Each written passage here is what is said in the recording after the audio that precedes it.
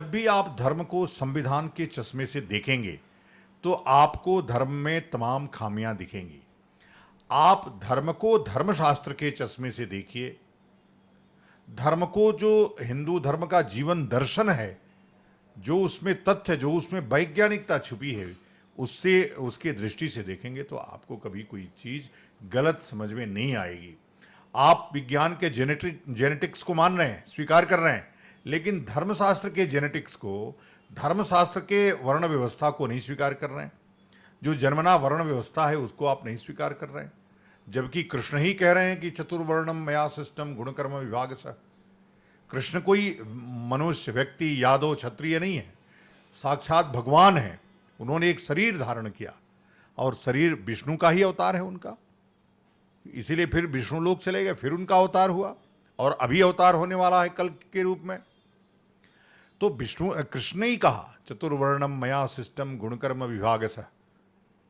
जो यह विभाग दिया जा रहा है वो पूर्व जन्मों के गुण कर्मों की, चूंकि हमारे यहाँ पुनर्जन्म की का कॉन्सेप्ट हमने स्वीकार किया है कि पुनर्जन्म होता है, हमने माना है।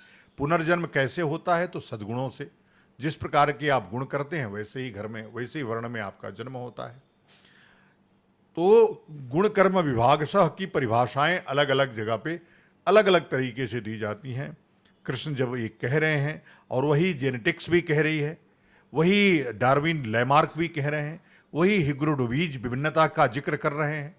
जब वो विभिन्नता बताते हैं कि विभिन्नता कैसे है, तो वो भी इस जेनेटिक्स को मानते हैं, इस वर्ण व्यवस्था को मानते हैं। तो वर्ण व्यवस्था पूरी तरह से वैज्ञानिक है, विज्ञान की कसौटी पे खरी उतरने वाली है।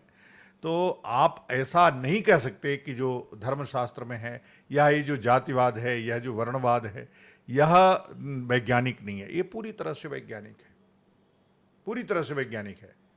ठीक ठीक है महाराज जी, लेकिन मेरा प्रश्न था आज के परिप्रेक्ष्य में जो मैंने पूछा कि जाति न पूछो साधु की, जो ये कहा जाता है, तो क्या ये समय नहीं है कि हमें पूछना चाहिए? इसलिए पूछना चाहिए क्योंकि सारा आरोप ब्राह्मणों के ऊपर लगे। क्या ये ठीक है?